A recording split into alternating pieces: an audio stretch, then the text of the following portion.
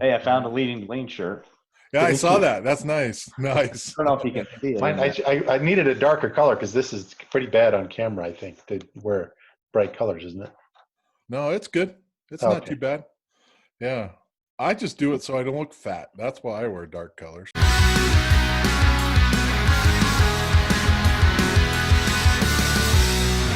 Hey, everybody, and welcome to this latest episode of Leaning In. I'm Eric Whitley from Leading to Lean. And today I got three guys that we're going to talk to. And of course, in this day and age, today's April 3rd, 2020. Wow, what a couple of weeks we've been in, huh? Couple, 2 or 3 weeks. Just crazy, just craziness with what's going on here in the States and what's going on around the world. Never before have we been more involved together as humans with what's going on around the world. And it's tough. It's tough to do what we do.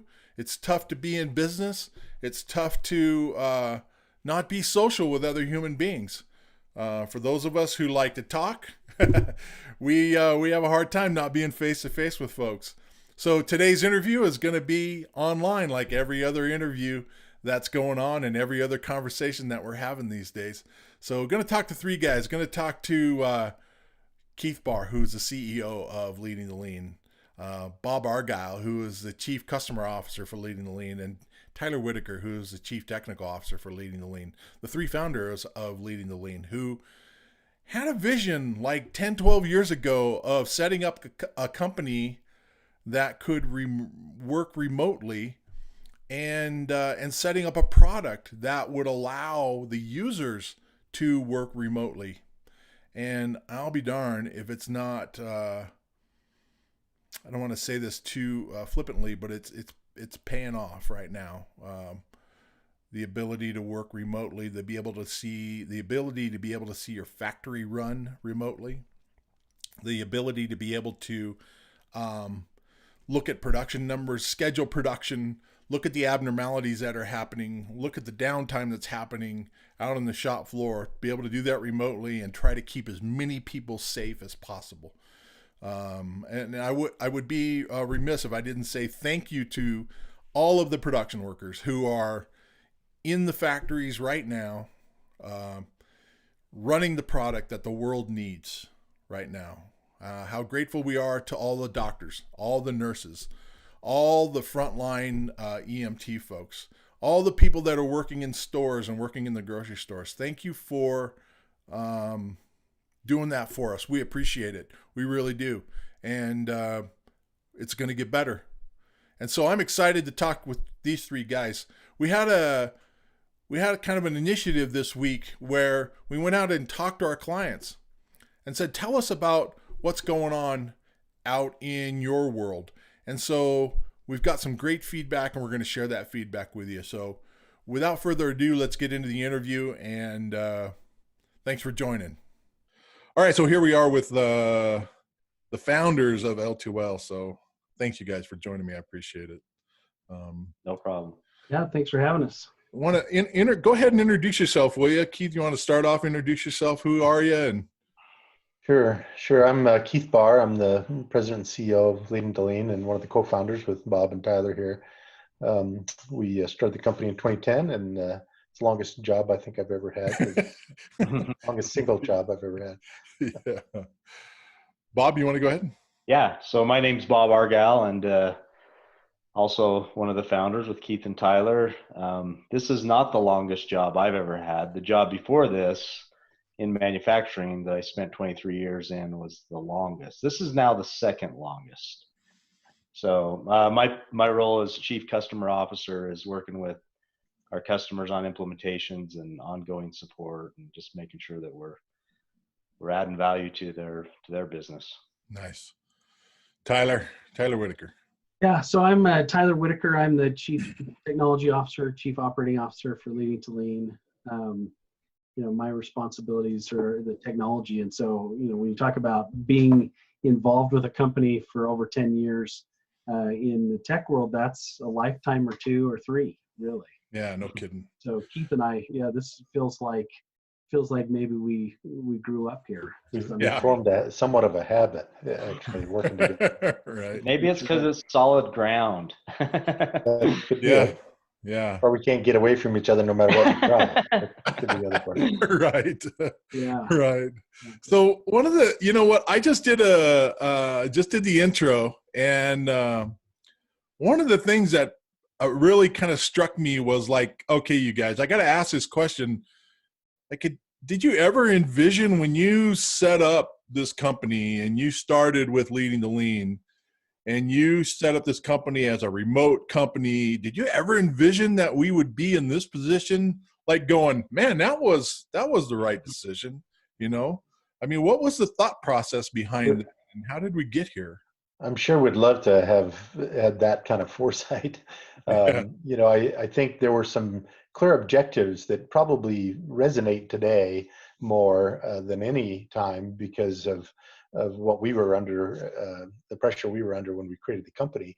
You know, the objective for us was just to operate more effectively and less expensively, and that meant not having to have offices. So starting a remote company was a little bit bold for a startup, but I think the opportunity for us was to have people have a little bit more flexible lifestyle, you know, to accommodate their families a little bit better, avoid some of the cost of operating an office, which is always good for a startup, saving costs.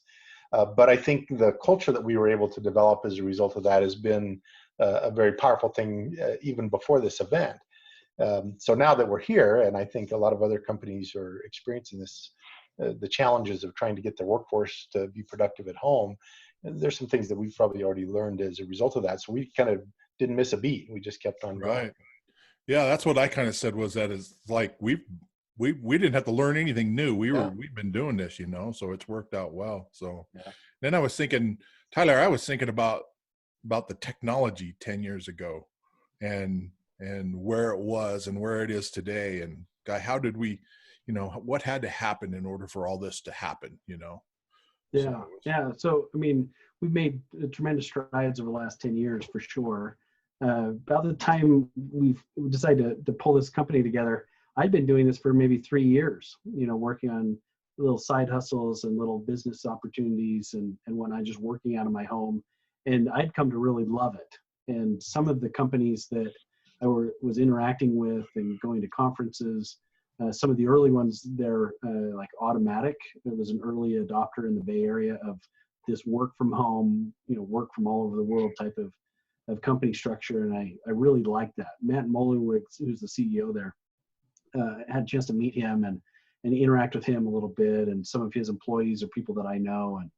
And so when we decided to form this, you know, selfishly, I was thinking, hey, I don't want to lose the lifestyle that I had. And I also don't want to spend $40,000 on a, you know, conference room table for a boardroom.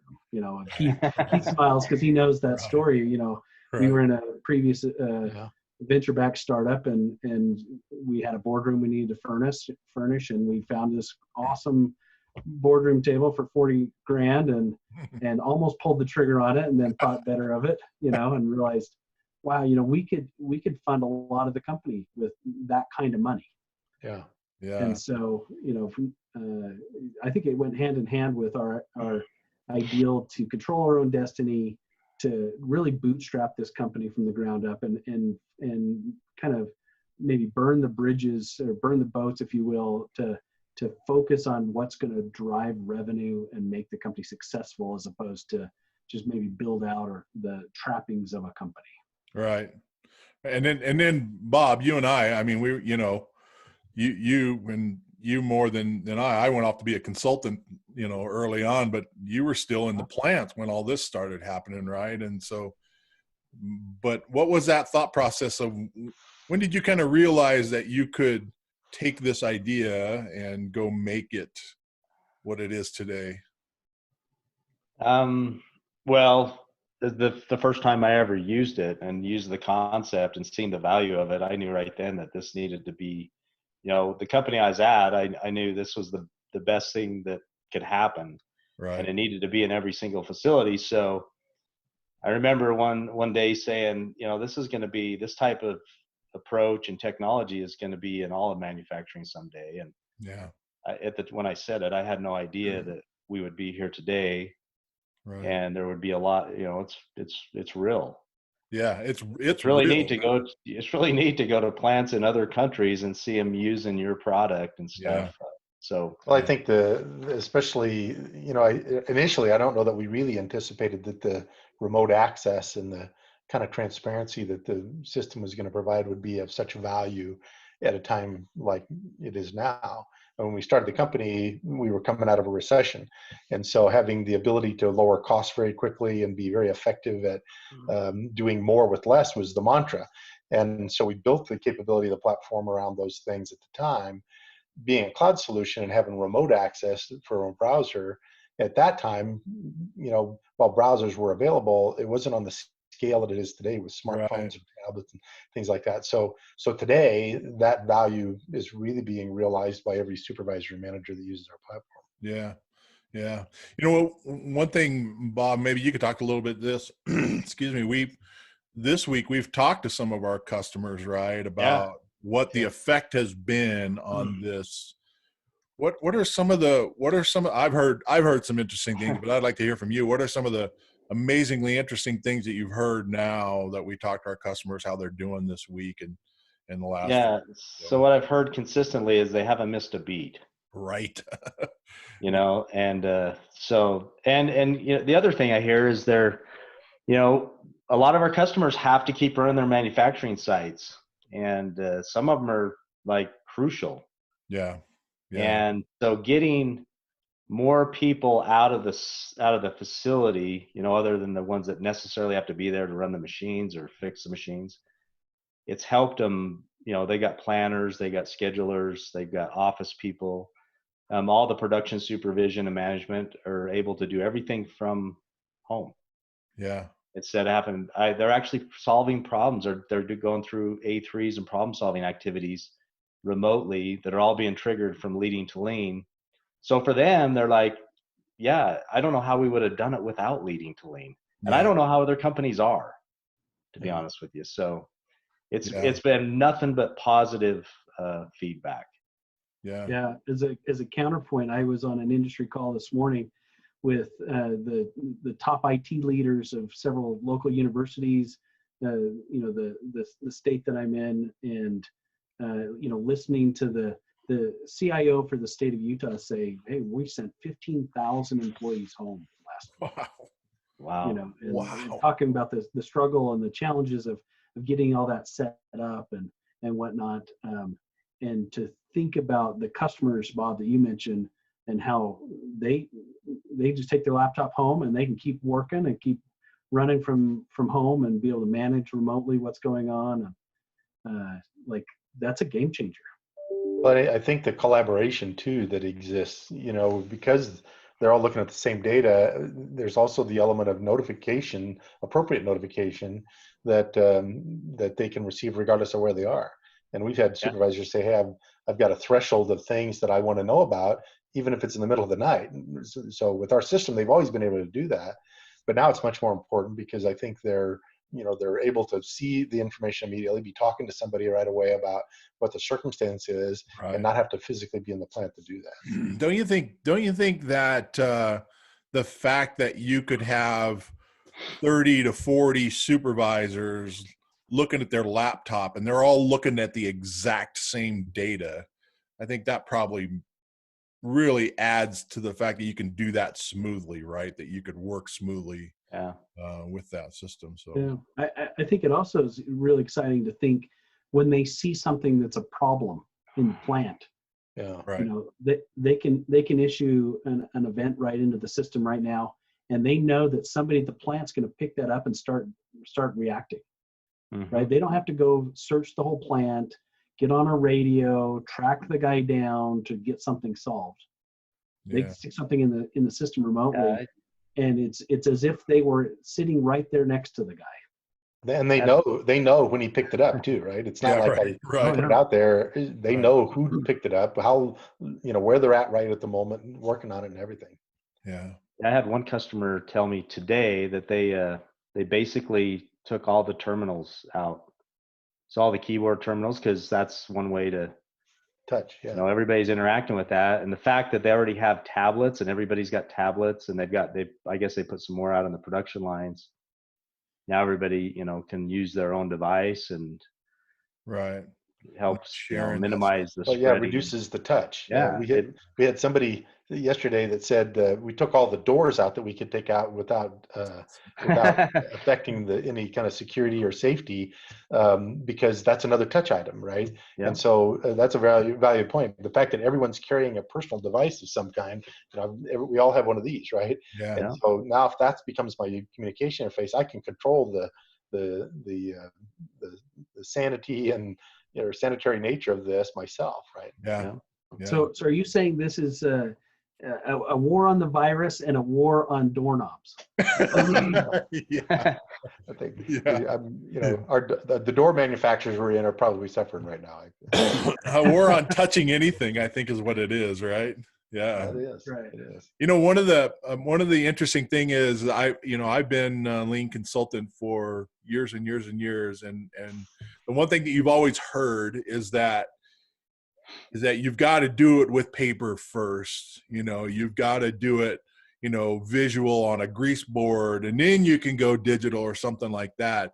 But one of the remarks that I heard that it blew me away was that somebody made the remark that for the first time ever in that thought process, Kanban cards physical Kanban cards are useless. Yeah. Like you can't move a Kanban card. You can't go to Gemba and go move a Kanban card in order to signal production. It's got to be digital now. And that just blew me away because, for years I had in my head this thought process that you had to do things by hand and by paper and all that stuff. But this is proven that. Yeah, it's funny you bring that up because, I have one customer that told me this week that as soon as this is over, we got to get your production module in here and going because we have no visibility to production. Yeah. Doing it on whiteboards, and they have visibility to everything else they're using our system for. Right. And he says, we're having to have an hourly meeting just to get updates, and somebody's having to go around and capture all the numbers manually. Yeah. Yeah. And, Well, I'm sure they're removing all the pens and the erasers off those whiteboards. Right. Well, right. yeah, It's the magic markers anymore. All the clipboards and the paper checklists that they're licking and handing to the next guy. Right. Like, those are all gone. Sticky notes. There's I do think for digitization and removing paper ever. Yeah, that's right. Because the paper's all been thrown away right now. Like that was infected paperwork. Like we don't want to touch that ever again. Right. I think there's something to be said about the transparency and what you mentioned about the manual processes being expected or required in order to establish a discipline. I think people have a misconception that the success that people have had in doing these manual processes and the immediate success that they've had, means it's the manual process, and that's a mistake. I think a mistaken perception. The influence and the view or observation, pure observation of a supervisor observing someone's work changes their behavior. It's the Hawthorne effect that we're probably most people are familiar with. That Hawthorne effect exists as long as that manual processes or projects are being run, but as soon as they leave, it always evaporates. And it's because that Hawthorne effect goes away with it. And the interesting thing about a digital environment is that transparency is there all the time. And the personal accountability is there a little bit all the time. And that's driving this perpetual Hawthorne effect with the workforce. And it's why I think there's so much sustainability after we deploy our system, because they're able to use that. They find value in it because the information they put in has value to them. And it's providing this transparency at a level that supervisors and managers never had before, because they're seeing everything someone does, as opposed to just what was getting reported to them. Yeah, Bob and I just got off a meeting here a little while ago where we were talking about it really is. Oh, Tyler was on that meeting too. Sorry, Tyler, but we really was talking about when we drive value to the user, when they can see, that's when they're going to use the system. It's not. Exactly. It's not whether it's easy because it's a card or it's easy because it's one button push. It's that when people see the value of something, they're going to use it out on the shop floor. So we hear from customers all the time that they have this digital transformation strategy, and they're typically focused on automation and the core back office systems that they have, and the person and the people movement that are making sure that things run and that are solving the problems on the plant floor. That digitizing that element has this huge value, because now they can tell exactly what's causing the performance impacts, and they're able to solve that stuff. And when that's got value to an individual, someone who's out there working the line, and he says, you know what, if I solve this problem, it helps me. Now I really care about solving problems and driving improvement. Yeah, absolutely. It's fun to watch. It's the funnest job I've ever had. Bob, what have people told you, like, how is this whole situation that we're dealing with right now, how has it transformed the factory floor? You heard any, I know that was one of the questions that we asked. Hey, how has this transformed the way that you're doing business? Well, they can't, a lot of our customers are lean, they practice lean. And so they're big proponents of going to the Gemba, go to the production floor, and they can't. Right. And so that's been a big change. But they are getting the notifications. So they know what's going on. They know what the problems are. And they're using their mobile devices and stuff to communicate through FaceTime or Skype or whatever. So I actually had a phone call today, and that was brought up. Yeah, I can't go do management by wandering. I can't go to the Gemba. But actually, I'm still going. Right. Yeah. The Gemba's coming. It's not changed. It's actually different. And it's so what I was told today is, this may change things, not just during this virus, but going forward. I've lived the manual method. I've lived this, this approach, and and I'm a major advocate for lean, and there's nothing more lean than having a digital lean system. Yeah. Because it takes out all the waste. Everything's happening automatically. People are getting notified. Managers know where to go on the production floor, where the serious issues are, instead of just heading out on the floor and just go find something. Right. Bob, are you suggesting that the main inhibitor to lean thinking is the level of effort to do lean? Yeah, absolutely. I think it is. People don't like to do things that are cumbersome. I get, the value of having somebody, put a number on a board. I get it. But as soon as there's no value in it, right, like nothing happens from it, and then we start adding more manual things to it, and it becomes more cumbersome, then you start to lose people. Well, people are practicing lean, right? They're seeing that that's wasted time and effort. That's exactly right. And they're just cutting it out. It's waste. They're cutting lean out because it's too much time and effort. Yeah. It's waste. I mean, well, I think it's the age we live in too, right? We're all enabled, right? We have this access, unparalleled access to information through, our handheld devices and our home computers and tablets, and I think the ability for us to affect our own personal world through things like home shopping or doing our own research and watching videos and things like that, or enhancing our own education both on a professional level as well as a hobby level. Those things are very powerful information things that you have to put in the fingertips of people in their work life as well. And so focusing on enhancing that experience and augmenting a user's experience to where they have more things that they can use as tools in their toolbox to solve problems and create innovation. I mean, that's what leverages the human brains that are out on the plant floor. We're not going to define everything and expect them to work in some box or limitations and expect any kind of improvement or innovation. Well, we're already seeing the new generations coming into manufacturing just won't. They don't. Yeah, they're not going to do those manual methods. No, they're not. Right. And who takes up the software quicker than the younger generation right now, right? Yeah, they're living that every day. They're already collaborating electronically, right? They're already socializing electronically. They're already, accessing big data. I mean, it's all there already. Tyler, what what do you see? What are some of the issues that people are going to have from working remotely or working at home or stuff like that? I mean, what do you see, and what have you seen over the years with that that people can learn? Yeah, so it's definitely a culture shift, right? And it takes a little bit of getting used to. There's a couple of things that we've learned over the last couple of years, well, the last 10 years really, that I think have been game changers for us. The first one being presence, right? When you're working remote, as a manager, you're worried, hey, are my people even working, right? Are they there? And so tools like Slack and Skype, where you can get some indication of whether they're actually on their computer or not.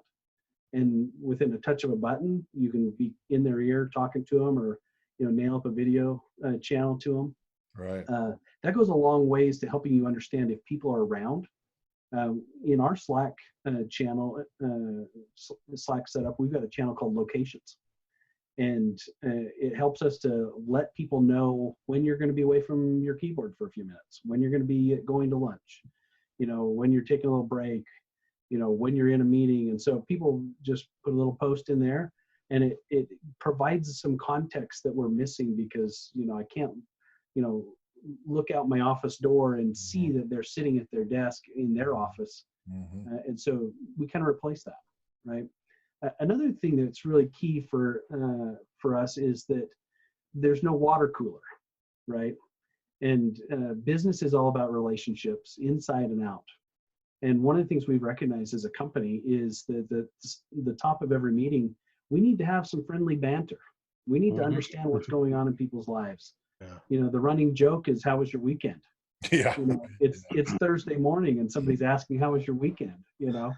But we're sharing parts of our lives with each other, so that we have some context for where people are at.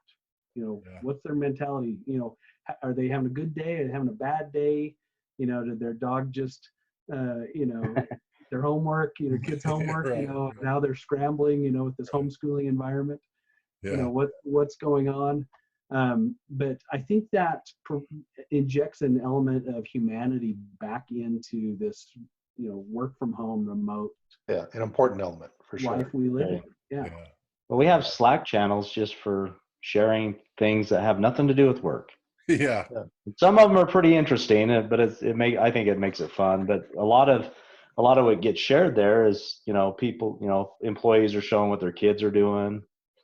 What their dogs Eric are doing. showing how big a fish he just caught. That's right. That's right.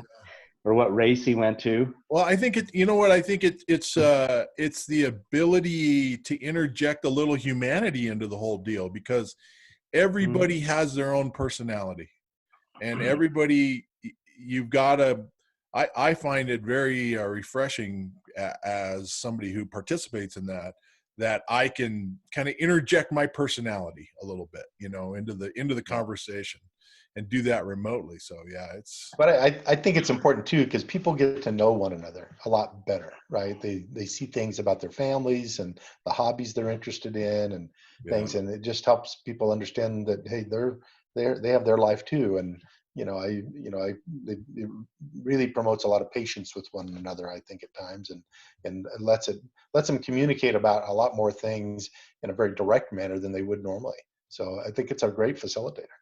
Yeah, I think it's an interesting thing to note that in a corporate office environment, that feels a whole lot like wasting time, right? It feels a whole lot like I'm doing something on company time I shouldn't be, And I think when you get in a work from home environment like this, you recognize the actual value to productivity, for the ability to socialize with your coworkers, to be able to understand where they're coming from as a human first, and as a colleague second.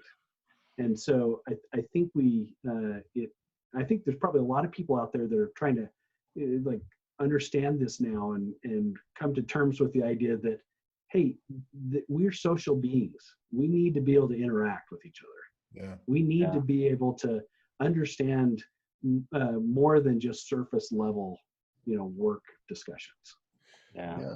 The other thing I've realized is, and to be honest with you, these guys know this. When we started doing this work from home thing, I had a hard time with it because I was used to going to an office every day and sitting around a table to have a meeting. But it's grown on me for sure. And one of the things that, right out of the gates that I noticed was how much easier it was on the off hours to engage people in things. So, if there was a crisis or an issue that we need to deal with and it's 10 o'clock at night, I mean, our teams they're on. I mean, Yep.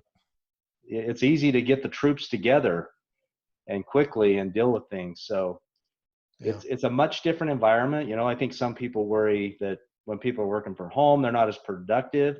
But what we see is people are putting in more hours than they would if they were working. I think it's the opposite. I actually think it's the opposite. I think you're much more productive because you're more willing to, if your grandkid has a school program and you know that you can take that hour in the middle of the day and go to the program, you're willing to give back the hour and a half or 2 hours in the evening because you're so, you're grateful that you had that time to be able to go do that when it happened, And if you're like me, sometimes 10 o'clock at night, things cut, my brain's cleared out and it's a good time to get some stuff done. Yeah, that's exactly. You guys know me. I'm always sending things out at 1 o'clock. Like 1 a.m. Yeah. Yeah.